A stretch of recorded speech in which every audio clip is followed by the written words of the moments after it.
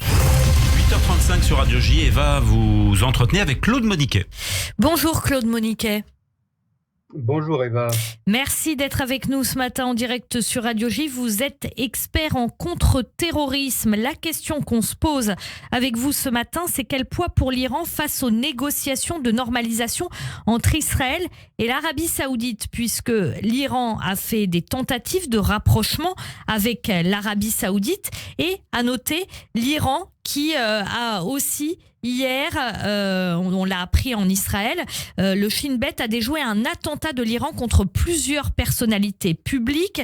Téhéran a aussi déposé une plainte contre Israël auprès du Conseil de sécurité de l'ONU. L'Iran s'agite, pourquoi ?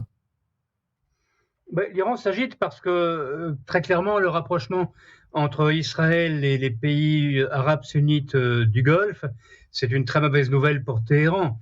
On voit très bien qu'il y a une communauté d'intérêts entre les pays sunnites du Golfe et Israël, qui ont un ennemi commun, ou en tout cas affrontent une menace commune, qui est celle de l'Iran chiite et révolutionnaire. Donc le rapprochement n'est pas une bonne nouvelle pour les mollahs. Ça veut dire que ces accords isolent l'Iran sur la scène internationale ? Alors, ces accords pourraient l'isoler encore plus, mais l'Iran est déjà quand même très isolé dans le Golfe. Et d'ailleurs, c'est pour ça qu'il y a eu cette offensive diplomatique de Téhéran ces derniers mois, avec la reprise de relations diplomatiques avec l'Arabie Saoudite, relation qui avait été interrompue depuis des années. Donc là, on voit très bien que l'Iran essaie de placer ses pions, mais très clairement, il n'y a pas... ces relations n'ont pas un très grand avenir, parce que la nature profonde de l'Iran, c'est de rester un régime entre guillemets révolutionnaire, alors que les régimes sunnites du Golfe sont des régimes conservateurs, et surtout d'être le sanctuaire chiite face au monde sunnite. Donc il y a une opposition naturelle qui un jour ou l'autre va ressortir et devenir prépondérante entre l'Iran et les pays arabes. Ça veut dire que ce bras de fer, c'est Israël qui est en train de le gagner, ou les États-Unis ? Alors, en tout cas, Israël améliore sa position et les États-Unis regardent les choses de loin. Mais les États-Unis sont évidemment très très contents de voir la stabilité, ou en tout cas une possibilité de stabilité s'installer au Moyen-Orient, et de voir se constituer un possible front contre l'Iran, puisque l'Iran et les États-Unis, on le sait, n'ont pas d'exceptionnellement bonnes relations.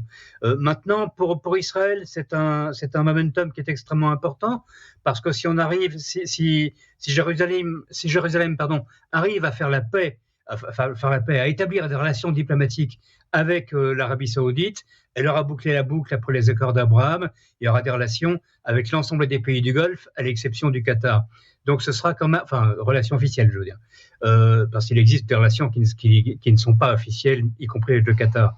Ce sera évidemment un très très bon point pour la diplomatie israélienne. Claude Moniquet, très bon point pour la diplomatie israélienne, dites-vous. Est-ce que ça signifie que quand l'Arabie Saoudite essaye de mettre dans la balance le dossier palestinien pour cette normalisation avec Israël, c'est une pure posture, ou ça a réellement un fond, j'ai envie de dire, sincère ? Je pense qu'il y a un peu les deux. Il est évident que, en tout cas, les pays musulmans ne peuvent pas, qu'ils soient arabes ou pas arabes. On a le même problème avec certains pays en Asie du Sud-Est. Les pays arabes ne peuvent pas, et les pays musulmans ne peuvent pas faire simplement tirer un trait sur la question palestinienne. Il est évident que c'est une question importante pour le monde arabe et pour le monde musulman. Maintenant, c'est aussi une question qui n'a plus la même intensité qu'elle avait, par exemple, il y a 20 ans ou 30 ans, parce que les régimes arabes en particulier ont été relativement déçus par le fait que l'autorité palestinienne, qui a quand même une autonomie certaine, ou une certaine autonomie depuis 20 ans, n'a pas délivré ce qu'elle avait promis. Elle n'a pas construit un début d'État qui était vraiment viable, qui était autonome. Elle n'a pas développé l'économie. Elle est toujours embourbée dans ses discours qui alternent entre rappel des accords de paix et attaques parfois féroces et parfois même antisémites contre Israël. Donc tout ça a fini par lasser l'opinion arabe, qui ne voit aucun progrès et qui voit bien que fondamentalement cette question n'est pas près d'être réglée. Donc à un moment donné, on revient à la réelle politique, et la réelle politique, c'est que face à l'Iran, les pays arabes du Golfe ont intérêt à se rapprocher d'Israël. On le voit, l'antisémitisme de Mahmoud Abbas a été souligné. L'Iran a aussi des diatribes antisémites, le régime iranien assez féroce contre Israël, mais ce sont vraiment des diatribes antisémites. L'antisémitisme, c'est un poids pour les pays au niveau géopolitique aujourd'hui ? Alors pour l'Iran, certainement, parce que l'Iran peut tenter de jouer une carte face à ce que je viens d'évoquer, qui est une certaine désaffection des pays arabes pour la cause palestinienne, ou en tout cas un éloignement. L'Iran et c'est ce qu'il fait, l'Iran peut se positionner comme étant l'unique, le seul et le dernier défenseur de la cause palestinienne.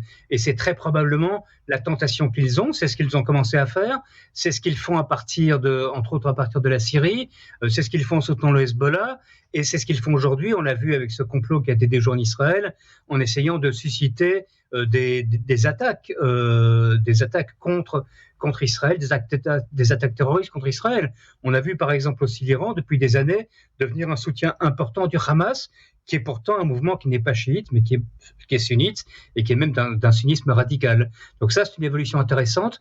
L'Iran tente de jouer cette carte à la fois pour des raisons de propagande, et pour se trouver un allié très proche d'Israël, les mouvements révolutionnaires ou terroristes palestiniens, qui pourraient être un outil complémentaire à ce qu'est l'Hezbollah au Liban pour affronter un jour, possiblement, l'État d'Israël.